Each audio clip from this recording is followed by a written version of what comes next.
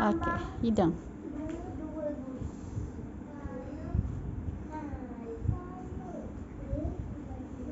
Okey, mulut pula. Lima adalah betul. Cuba kamu nyanyi. Kamu seekor burung duduk Pandai. sampai sudah terbang dan Tekak dan apa? hidung. Burung tinggal di Atas dahi. Okey, last duduk. Masa cikgu habis. Mulut. Jika Okey.